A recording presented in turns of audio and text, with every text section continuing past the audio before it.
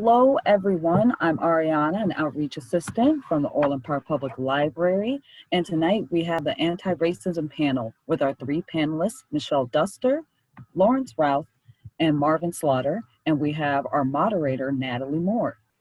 Tonight's panel will be an open discussion about race in America, and we do want this to be informational as well as eye-opening. We do allow for questions, and you are welcome to submit your questions to the Q&A, not in the chat. And please note that you will have to be governed by the code of conduct that is expected when you are in the library. It is also expected in virtual programs. And if you are not following these terms and you are acting disrespectful, you will be booted from the webinar. My boss, Sarah, she is also here.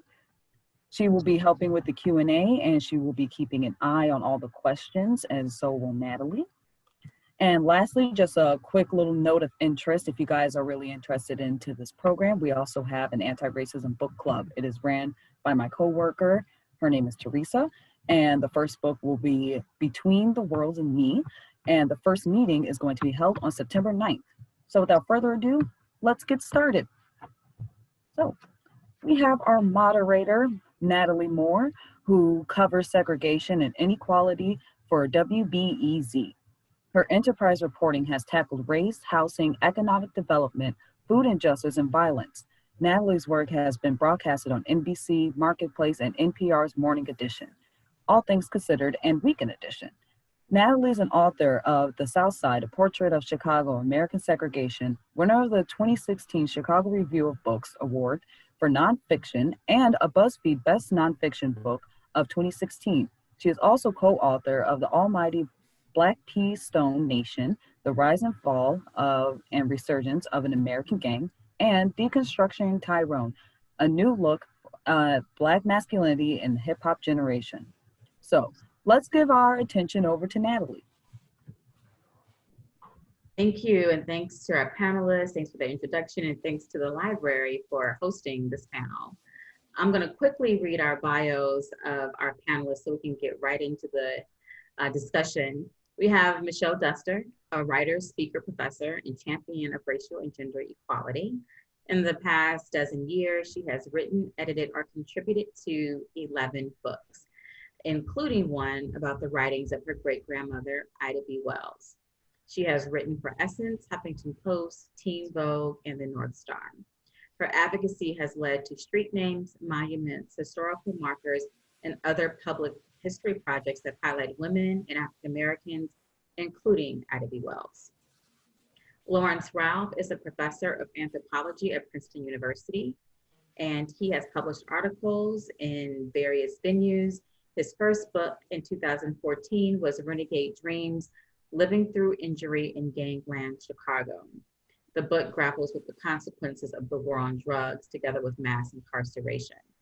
His latest book is Torture Letters, Reckoning with Police Violence, and explores a decades-long scandal in which 125 were tortured while in police custody, and that would be Commander John Burge.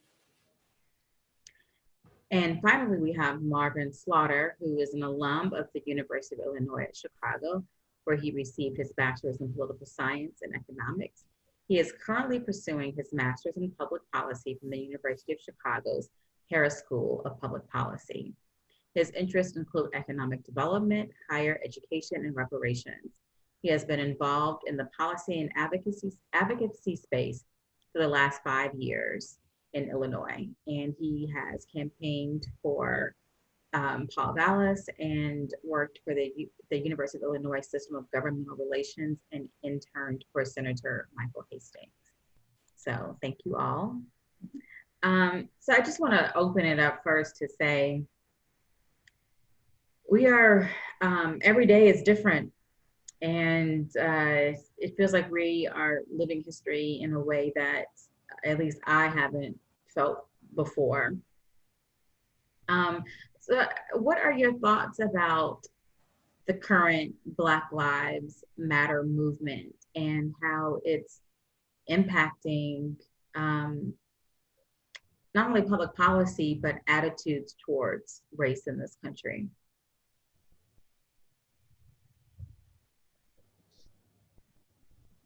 That's a great question.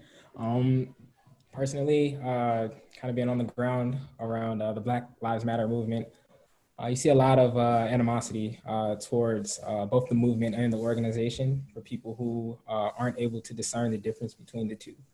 The organization, it came after the movement. The movement is not the organization. My life matters regardless of if Black Lives Matter is an organization or not. And one thing that I see in public policy spaces is that generally the general public has a level of animosity towards, riots, and they like to tie BLM with Antifa and a lot of right-wing talking points, but they miss the main message, which is the message of pain that many African Americans feel every day being American citizens.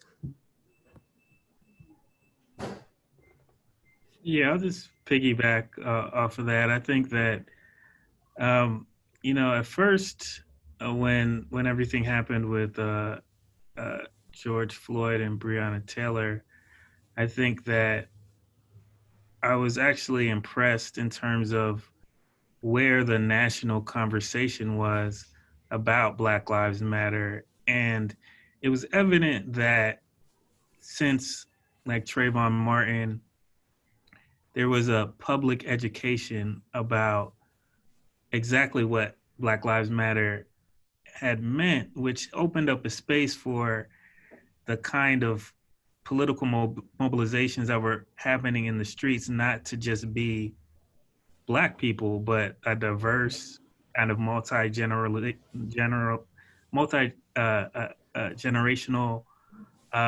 multi-class movement where it seemed like people were recognizing that the vulnerability and the marginalization that Black people face disproportionately also affected other Americans. And I think that is very important in the context of a pandemic, in the context of COVID, where I think it was also a time of a wider public awareness that everyone was vulnerable, And so I thought that was profoundly powerful for a cross section of Americans to be expressing their vulnerability under the banner of Black Lives Matter.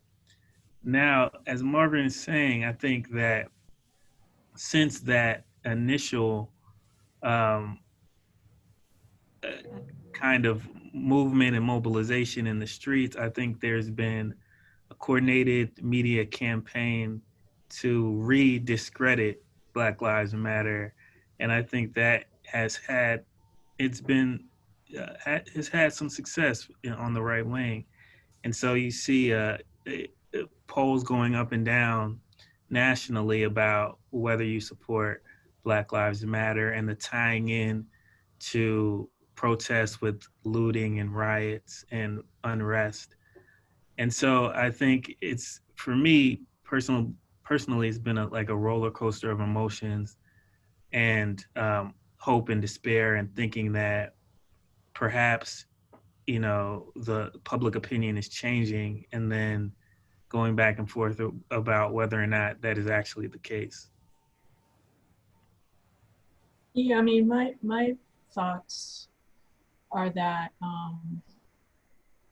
maybe because we're getting to the fall and people are starting to, I guess, go back to their kids, or might be going back to school, and they're starting to get more into their quote normal routine that is outside of the summer, whatever activities they might normally do during the summer.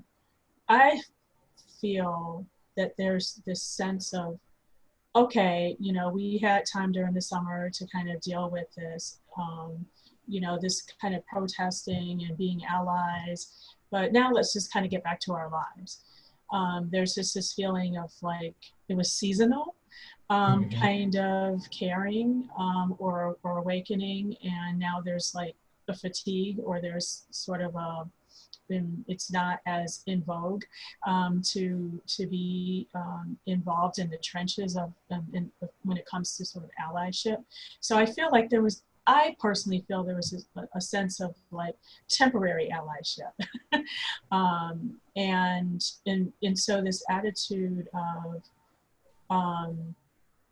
you know, well, okay, we're going to be involved and you know, sort of working in tandem with your cause, as long as we can, but now we're sort of tired of it and we'll just kind of move on. And so I feel, I'm just saying from my emotional standpoint, I feel a little sense of that our concerns, other people have the opportunity and the choice to decide when they want to care about our situations and our realities. And once they're sort of bored with it or tired of it, then they can sort of move on. But we never have that choice to move on. And that in part, yeah. That in part is, you know, part of the systemic nature of racism that we're trying to fight against. You know, the fact that we have to live this day in and day out. Every day we don't get to take a break, you know, when we figure out that the NBA season is restarted. So, you know, it's definitely important to people who want to be allies to kind of be cognizant of the fact that your African-American, your Black friends, they don't get a chance to take a break from racism or from police brutality. You know, we fear every day of our lives from those interactions. The other thing I feel is that there's this sense of almost annoyance that our concerns are sort of disrupting the normal sort of, you know, pleasures of, you know, being able to just, why can't I just sit up and watch a game without thinking about race? You know, and so I feel like the tides are kind of turning about a little bit from, well, we're concerned for this moment, to like, you all are getting on my nerves with this, you know, stopping traffic and, you know, not just, you know, business as normal of like entertaining us and doing things that make us happy. So yeah, I think there's a little bit of that. But at the same time, the polls that show support for Black Lives Matter since the summer are much different than they were earlier this year. Even phrases like defund the police, which was seen as really a fringe movement, are now at least are being discussed in the mainstream. And it makes me, and I hear what you all are saying about fatigue, but as a reporter, I'm still getting flooded in my email box from folks who are capitalizing off the PR moment of Black Lives Matter. But one question that is a little vexing is, why now? You know, Laurence mentioned Trayvon Martin. Like, there's a whole legacy. You know, every year we could point to someone who could be the lightning rod. What is it about 2020 that at least made this racial reckoning more talked about than in decades?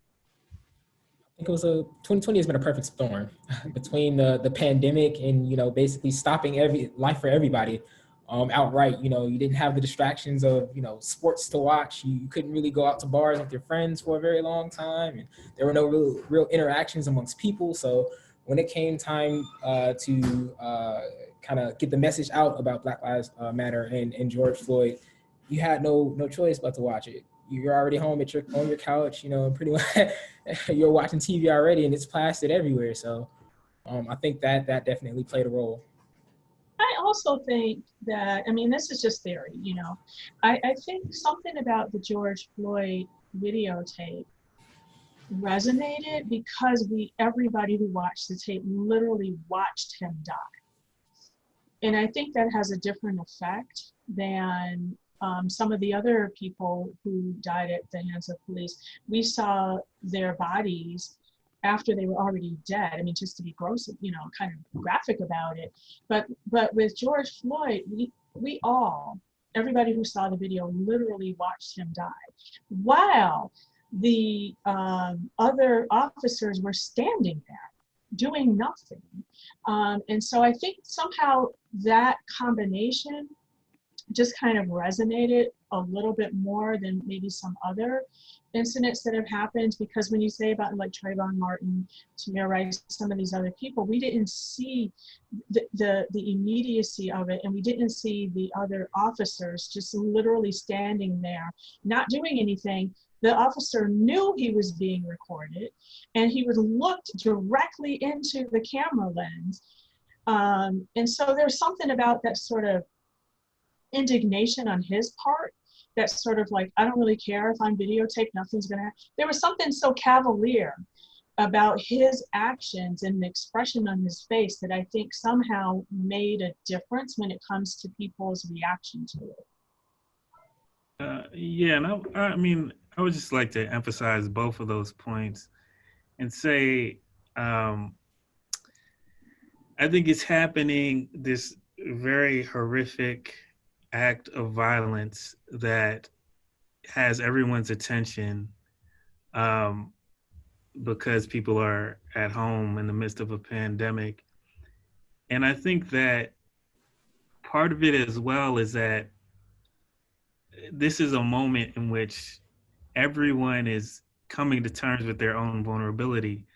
I mean, more people are losing jobs since the Great Recession.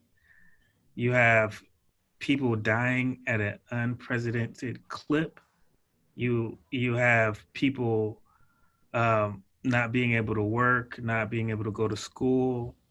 And the thing about the depth through the pandemic is that you have to come to terms with the fact that you can just be walking down the street and you could get the virus and it won't be your fault. It won't necessarily be anything you did. You didn't cause this upon yourself.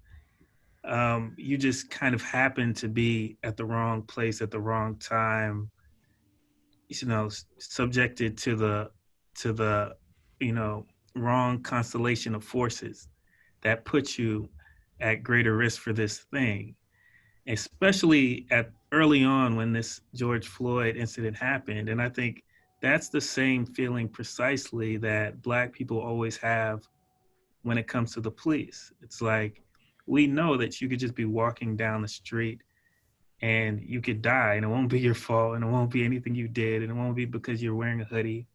It will be because you encountered a police officer on the wrong day of the week and you're vulnerable.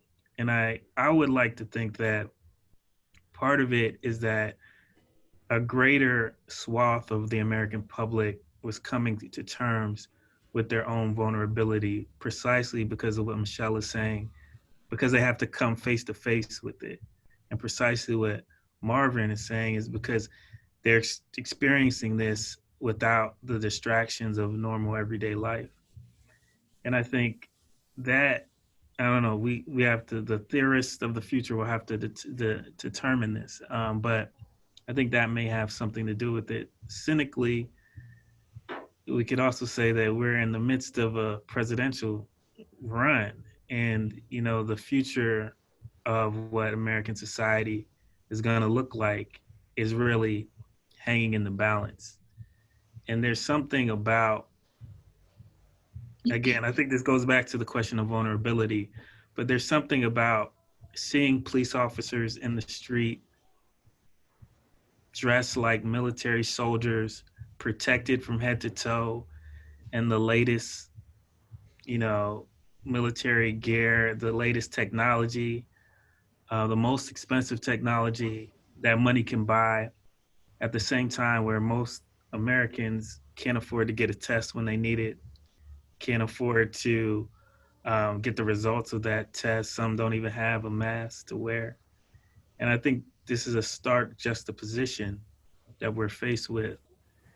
And I think we're confronting, again, those contradictions right now in 2020 at a heightened pace. There are contradictions that were there in 2014. There are contradictions that are always been there, but they're just glaring in our face right now. I would be willing to bet that everyone on this panel has been asked by someone white, what can I do? And we are at a library. Well, we're virtually in a library. And we read books, we write books. And one of the first things that starts happening is the circulation of book lists. And I would love to hear your thoughts about white allyship and reading lists. Well, let me just start by saying that, on the same day that George Floyd died, I believe it was the same day, another highly publicized event happened, and that was the Amy Cooper, Chris Cooper event, in which a white woman saw a Black man and bird watching, called the police on him. And it was a very telling thing about the narrative that she created around her own fear because of this Black man. And I think the first thing is that, again, that I would say to a potential white ally is to really interrogate where that sense of endangerment comes from, your own sense of endangerment when faced with a Black person, and the reliance on the police to ameliorate a sense of endangerment that puts people's lives at risk. I think that these lists really, what we're seeing is the merging of genres. I think these lists are really self-help books for white people about how to feel better about the racism they've embodied. And while I think awareness is part of it, there are all sorts of other books, a different world of scholarship that talks about the systemic nature of the violence itself, and not for the purpose of the white gaze, but to address the problems themselves. And I think we have a long tradition in Black radical thought of thinking through these issues.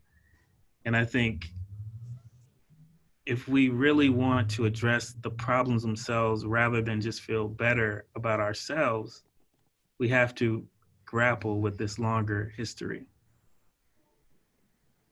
Yeah, I mean, I personally, I agree with what Laurence said, that I think some of these books, and there's no criticism of the books themselves, but I think that I personally feel that there's a lack of knowledge, I think, on some people's part of the actual history of this country.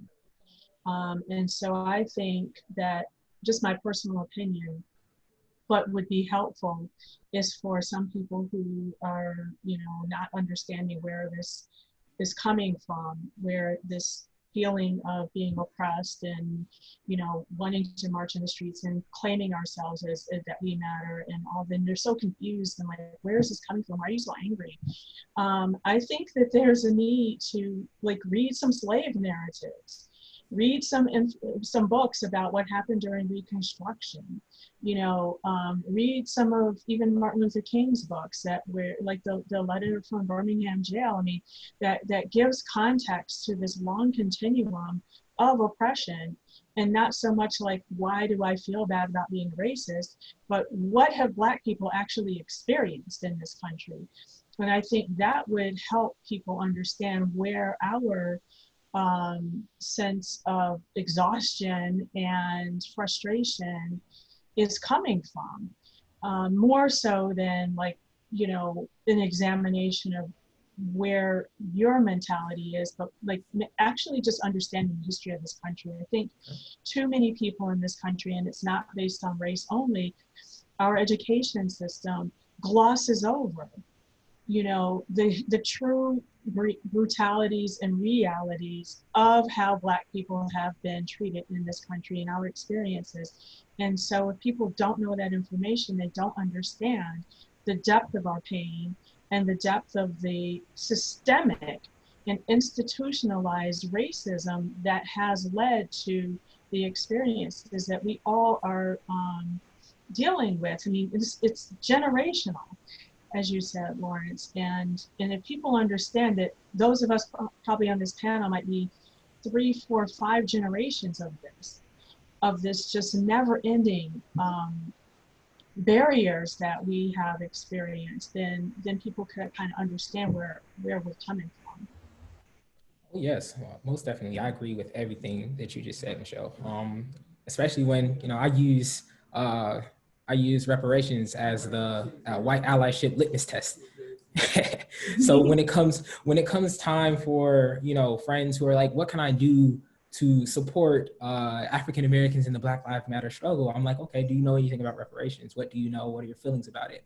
I mean, my first recommendation is to read From Here to Equality by Dr. Sandy Darity, that lays out a very long, extensive claim for reparations. It lays out a very good case for reparations around, you know, just how much African Americans, the enslaved, played such an integral part in the founding of America, providing that startup capital for what is American society, and how the Constitution is literally founded on the blood, sweat, and tears of my ancestors. That's a great start, but that's not where we end. You know, moving even towards, you know, the 1960s and looking at a book called Buried in the Bitter Waters, which talks about ethnic cleansing of African Americans. You have to start reading and reckoning with the legitimate history of what it meant to be Black in America. And until we can actually start reckoning with the true history, not the whitewash history, not the history that says that, you know, we signed up to get tickets so that we can come over here and work for a better life, and not that we were brought over here in chains, until we can reconcile that true history with the false narrative that's been taught, I'm not sure how much farther we're going to actually progress as a country. Right, and even just like more currently, just the 1619 Project that was, you know, created by the New York Times Magazine, edited by, or I guess spearheaded by Nicole Hannah-Jones. I mean, even if people don't want to read a book, but they can read that, or even listen to the podcast, you know, that is a really, in my opinion, a really, really good resource to give context into the long 400 years of our experience in this country. I just want to mention a comment. Someone said, I am so glad Michelle mentioned reading slave narratives. I just finished reading a novel by Beverly Jenkins, Sept Post Civil War. I fell into a rabbit hole and found an archive of slave narratives. I learned more in those readings than in all my formal schooling. Yeah, Beverly Jenkins is one of my favorite writers. I think she's brilliant because she writes romance novels, if some of you are not familiar with her, but a lot of her books are set during the Reconstruction era. And so she kind of humanizes the, you know, Black people who were formerly enslaved and their sort of everyday lives. And but she interweaves the real history of what Black people were dealing with during that time. So it's a really kind of fun way to learn about history. Marvin, as the youngest person on the panel, I want to ask you, what is it like from an intergenerational perspective? How are you finding the conversations going between elders and younger people during this time? Oh, that's a good question. At least we're talking. We are talking. There is conversation happening between younger and older people in our community. As far as the quality of the conversation is probably where we start to get into a difference, because we have the older generations believe that voting is our way to freedom. And some of the younger generations believe that we've been voting for the better part of the last, 60 years. And we're still advocating for the same jobs and justice that you were advocating for in the 60s. So when you talk to a lot of younger people, they're like, I want action. Yes, I want to vote. Voting is cool. Yeah, it's an election coming up, but honestly, I'm going to choose between Biden and Trump. Looking at the material conditions of Black America, either one of them, you know, they don't really see a huge difference in their material conditions changing under Biden or Trump. When you talk to a lot of young people, they're like, well, you know, Black people were getting killed under Barack Obama. He could have stopped it. He could have wrote an executive order. He could have, you know, came out in full force and disavowed all racists. And, you know, they make sometimes compelling arguments. And then you look at Trump, and Black people are dying under Trump at, you know, a certain clip as well. So to younger people, they're just tired of talk. They want to see tangible action. They want to see policies that benefit the African-American community. They want to be able to live as fully realized American citizens. And I feel like that's where, go ahead. I was going to ask, so what kind of conversations are you having with your peers? I have a lot of conversations about just tangibles. You know, yes, I want you guys to vote. I want you guys to get out and go to the polls. If you don't like the top of the ticket, vote down ballot. But I also want you to hold those political operatives, those elected officials accountable for what they say and what they don't say, for their action and their inaction. And sometimes that takes, you know, coming out of our own personal bubble and actually paying attention to what's going on around us in the political sphere. Because if we're not interested in politics, that does not mean the politics will not affect your life. And those are a lot of the conversations that I have. It's just, you know, if you're dissatisfied with the quality of schooling, make sure that your voice is heard loud and proud. If you're you know, if you're not satisfied with the level of policing in your community, make sure you're showing up to those local council meetings. You know, make sure that when there are town halls around this, show up. And even if it takes going to the, you know, the police department and saying, hey, look, I'm watching. I'm a citizen of this city, and I just want you to know that I'm going to be holding you guys accountable. It can go a long way. I just want to add one thing, Marvin. Colleen said, not a question, but thank you for talking about reparation. So I wanted to throw that in there. Laurence and Michelle were not as young as Marvin, but what kind of intergenerational conversations are you having, if any? Yeah, I mean, to me, I think it echoes some of what Marvin is saying. I think the fault line has to do with whether you believe that inclusion is the answer, and that, you know, if we just include, you know, more people of color within the political system, then we can get change, or whether you believe that it's not an issue of inclusion, it's an issue of kind of fundamental, the fundamental inequality upon which the political system is based. And if you believe that, that leads to different solutions. Like, that's the difference between abolishing the police and then, or reform, for example. And I think that that's a big generational cleavage, mostly because of the things, goes back to what Michelle was saying, the way that we've cleansed historical narratives. So it's not the case that, like, our elders weren't critical of electoral politics.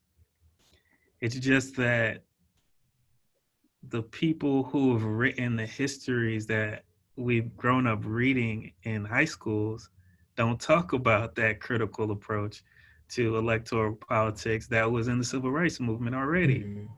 And so I think there's actually a merging of intergenerational forces when you think about, like, Angela Davis and Ruthie Gilmore and Barbara Ransberry and people like that with the younger generation who are talking about. Just to pause and say who Barbara Ransby.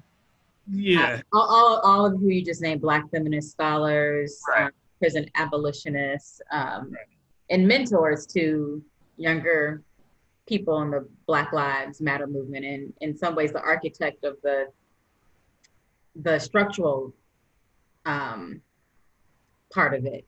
Exactly. You're right. So the new generation of young Black radical leaders are coming out of a long tradition of radical feminist critiques of the political system, right? Which have been advocating for abolition for generations, for decades. And so there is a particular intersection there that is intergenerational, that is speaking against a kind of historically cleansed narrative of electoral politics and inclusion that, you know, has the seat of power at the moment. And so there's a wrestling there. And I think the question is, you know, what are the best strategies of enacting change given the current political configuration? Just to briefly answer, I personally am not seeing a clear delineation based on generation. I feel what I've heard is more just a difference when it comes to sort of, I don't know, if it's just like personal sort of way of looking at the world. Because I mean, I just haven't seen it that clearly, like, okay, younger people think this and older people think that. I just feel like it's a little bit more of maybe cynics versus optimists, you know, because I've met younger people who, you know, feel all kinds of ways. I mean, you know, from burn it down to, you know, let's sit and talk about this. And then I've, you know, people who are older have the same sort of range. So I look at it as more of a sort of, is it possible to negotiate and rationalize with the power structure? Or is this outside agitation and we need to, you know, put pressure on the power structure in different ways that create discomfort, and therefore you can't be ignored. And then some people just feel like it doesn't matter. I mean, it's just all over the place. From, you know, that's been my experience, you know, with these kind of different conversations. And I just want to encourage people to put in the chat. We can pivot to questions, and I'll keep going. This is getting very specific, so if you all aren't attuned to this issue, we can move on. Although I think Laurence might be, based on his writings. Did anyone hear about the Black woman who's the police chief? I think her name is Carmen Best in Seattle. She resigned. No, I didn't hear that. Okay, well, I'll just, you know, talking about even the diversity of Black thought during Black Lives Matter. She had an interview on NPR this week, and she resigned amid calls for the Seattle Police Department to be defunded because she didn't agree with it and thought it was a setup for her to fail. And she believes in good policing, some of the things that we've heard from, you know, Black top brass. So yeah, check that out. And to everybody, it was a longer interview that aired on Morning Edition this week, and I'm sure that it's online, but it probably should get more attention. You know, a Black female police chief resigned because she didn't want to defund the police movement, or, you know, in her city. One thing that I think about a lot, and journalists are, you know, we call ourselves writing the first draft of history. I just think about, what is history going to say about this moment 50 years from now, 100 years from now? You know, journalists fought for years, the past 4 years, to even use the word racist to describe Donald Trump, and that it's not a partisan issue. It's, what else does this man have to do for us to say that he's racist? And it came around, I would say, within the past year, but Black journalists in newsrooms across the country were saying, this is unequivocal. And so I know that I think personally, I don't want, my descendants to think that I didn't stand up and speak out within the realm that I can as a journalist, and to call out or to do the stories. But I also just think about, people who are regular voters who are living their lives, how are the future generations going to think, wow, you all were really, really whack. Like, you couldn't even do some basic things. And I'm just curious if that's anything that you think about. What is history going to say later? Yeah, I mean, I definitely think about that. And I mean, I think all we can do, I think especially as people of color, as Black people, I think we think about our place in history on the heels of the civil rights movement. We're the promise of the civil rights movement, right? So what does that mean, right? And on the one hand, to the Black police chief that you referred to, I had a lot of conversations with Black police officers when the whole defund the police thing blew up in the national consciousness. And I think that, again, there is this sense that, particularly as Black police officers, we're the vanguard of change. We want to do it differently. We have worked hard and fought tooth and nail to get where we are. But we fundamentally believe in a system of law and order. And so what does that mean, right, for them at this moment, when they can't imagine a safe society without the police? Whereas I think they imagine that, you strip the police out and everybody is just left to their own. It's like a purge situation or something like that, where the defund the police movement is really about reprioritizing what we even mean by safety. And so how do we allocate resources differently, right? Right. You mentioned, as a journalist, like the issue of racism. As a professor, I feel a similar thing, where I've been taught objectivity through the academy, and the notion that as a social scientist, I should be apolitical. But what does it mean when you're faced with blatant racism, right? I think there is no apolitical stance in the midst of racism, because to say nothing makes you complicit, right? And that's how the systemic perpetuation of racism within institutions takes root. So, I feel like there is no objective position for me to stand in and do my work from that space, whereas that's how I was trained. And I think, going back to the generational question, I think an older generation of African American scholars probably would disagree with me and believe that they could occupy an objective stance, and that it's important for Black people to prove that they can be the most objective, more objective than the most objective white person, right? Whereas I don't feel like that's possible, and I don't feel like that's what I want to spend my time doing. And so I do think that this is a space where right now, similar to the political moment where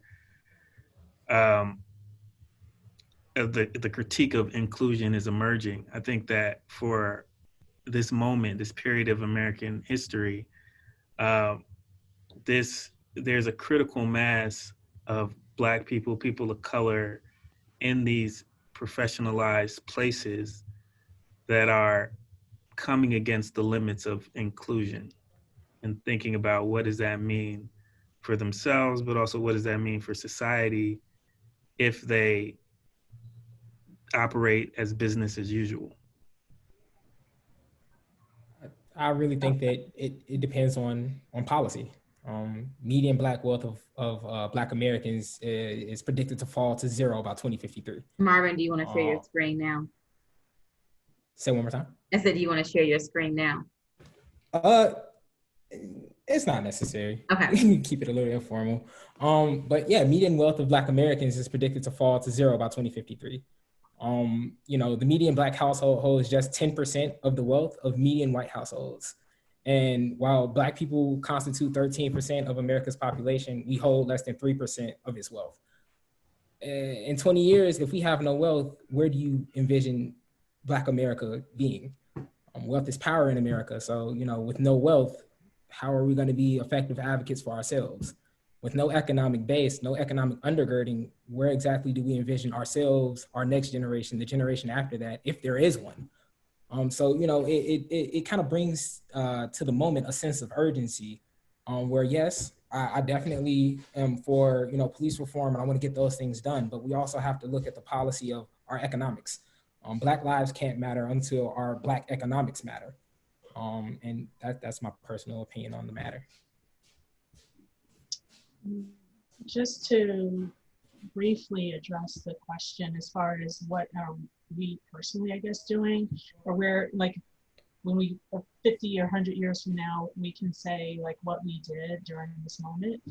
I mean, we can all only work, I guess, within our comfort zone or what we are capable of doing.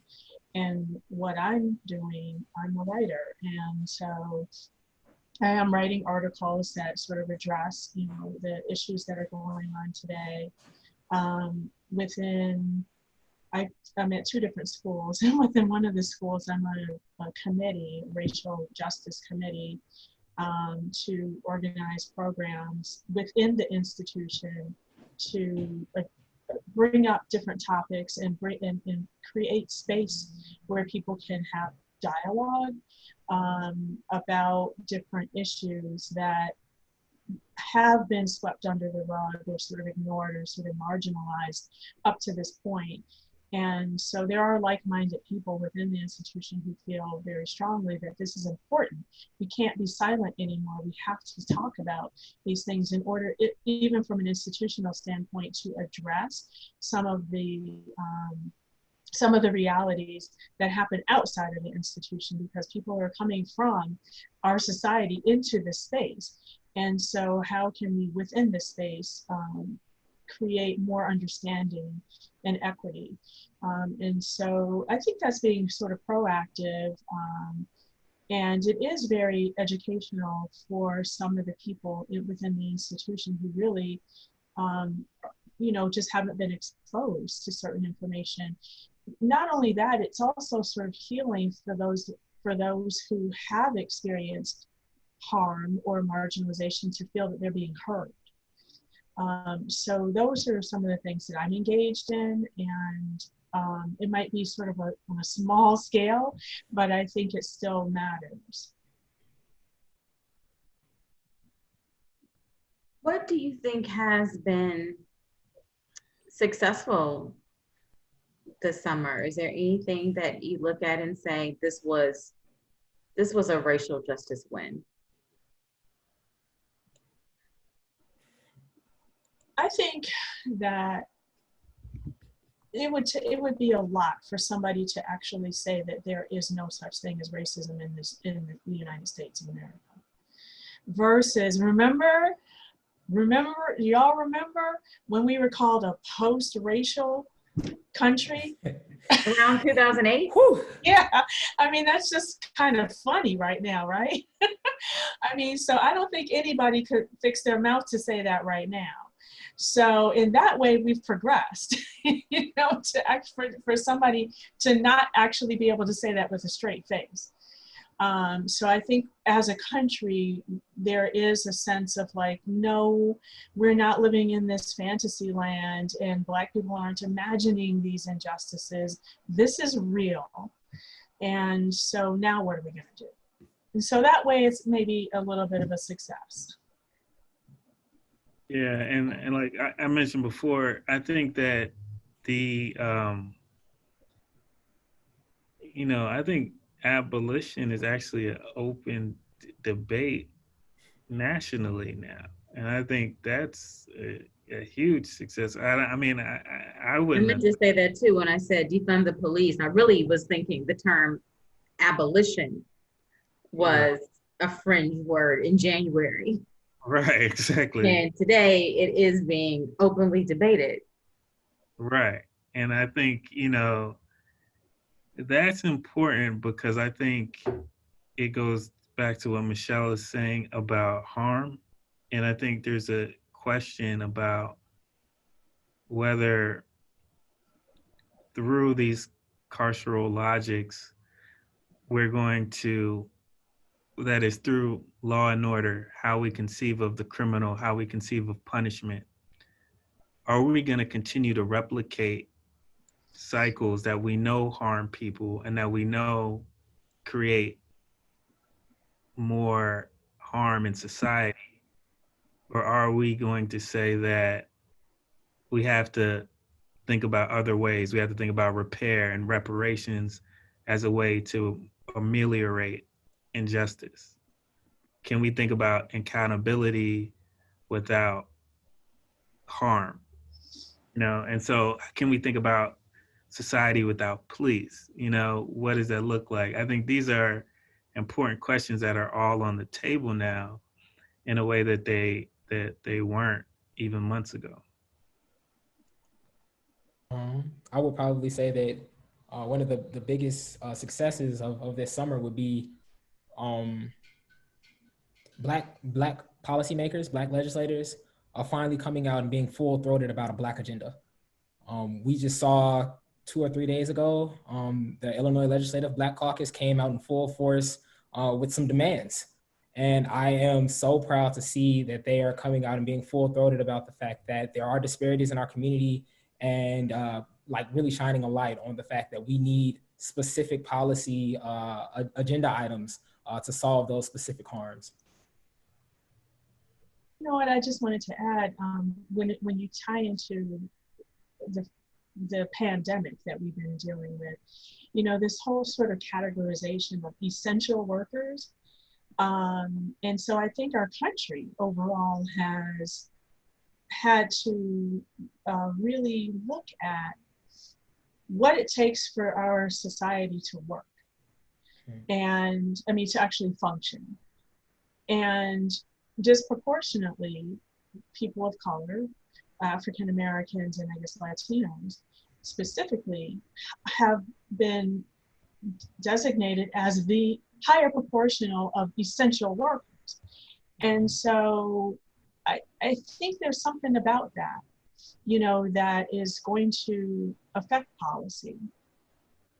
Because we all, I think, are starting to realize that we can't, as a country, function without us, without Black people, and so where do our quality of life come into play in order for the country to actually function?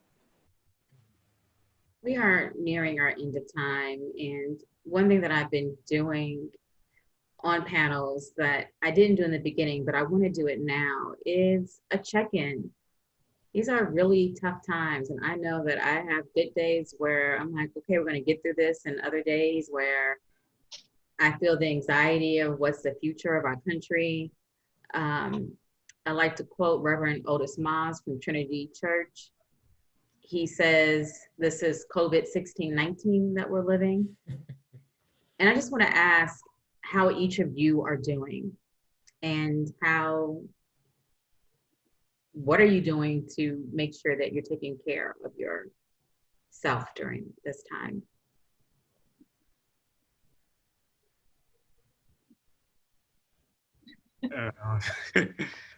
I'll start. I mean, I think that, first of all, thank you for asking that question. I was teaching this spring when, everything just all of a sudden we were online all of a sudden. And I was asking my students, what do you want to do about the class? Should we keep the assignment? Should we just not worry about the assignment? Should we just what do you guys want to do? What do you need? Are you guys need anything? They're like, no, we're good. We're great. Let's just keep going. Let's keep going. And then we can handle everything. And I had a personal tragedy, and my grandmother passed of COVID. She was in New York in a nursing home at the height of everything, and she passed away. And I just couldn't do anything, And I told them, I said, look, my grandmother passed. I can't do anything. We're just gonna have to take a pause. I'll let you know when I'm able to re-engage. And then I got this outpouring of people with similar stories. Oh, my father's been sick with COVID for 2 weeks. I'm taking care of my little brother, this and that, and things that they wouldn't have said if I hadn't opened a space and talked about my own vulnerability. And so it's a time where we do need to check in, and we do need to be cognizant of our losses. And for me, it's been, daily, it just changes. And my grandmother passed, but my son was born during COVID as well. He was born in May. And these ordinary life transitions have happened in the midst of a pandemic, which has changed just temporality for me. And so it's just like, now is it a good day? Is it a good hour? Is it a good minute? And it could change. And I have to be comfortable with whether or not it does change and how that makes me feel. But on this particular day, at this moment, I'm doing well. So thank you. I'm sorry for your loss, and also congratulations on a new baby. Thank you. Well, I can say that it's been tough. As Laurence said, it's kind of weird as a professor, because you're put in a position where you're supposed to be a leader, leading your students through, navigating them through the class, but at the same time, same thing, my school shut down very suddenly and everything was thrown online, and I felt completely overwhelmed on how to suddenly teach online. It's like a really high learning curve in a really short amount of time to figure out how to do all of these things that I'd never done before. And I did feel kind of panic attacks on how to do this. And I wanted to not, come across like I had no idea what I was doing.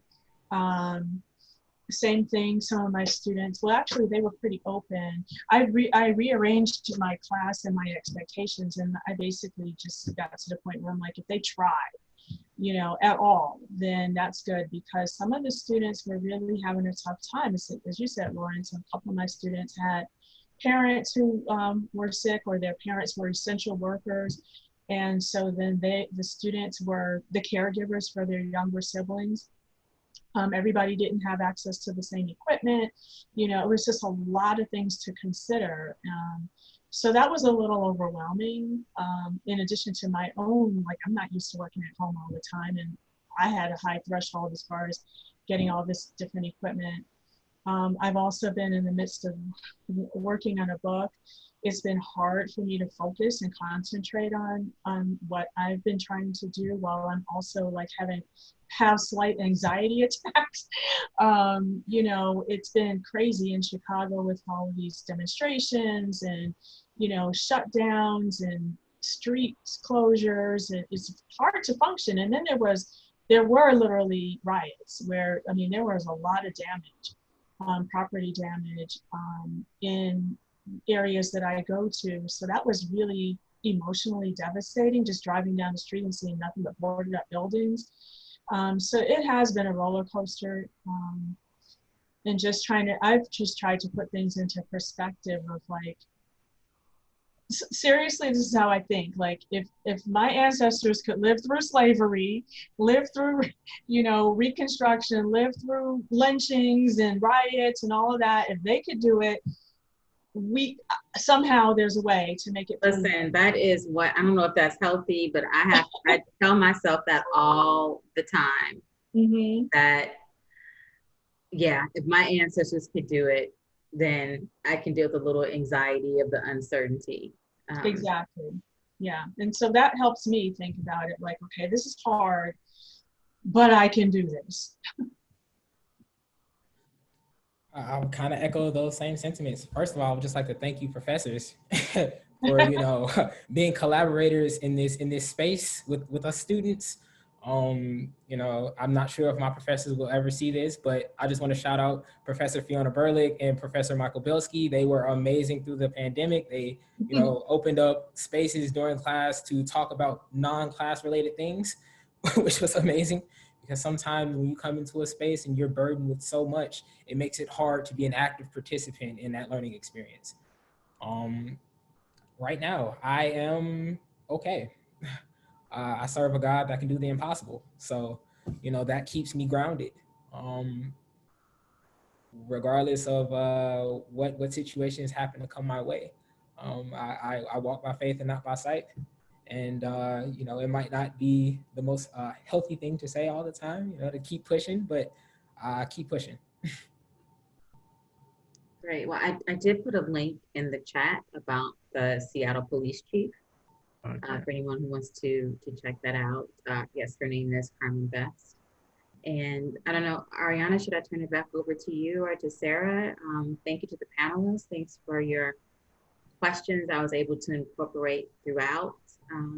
You all are all inspiring to me. Sorry, Thank thank you, everyone.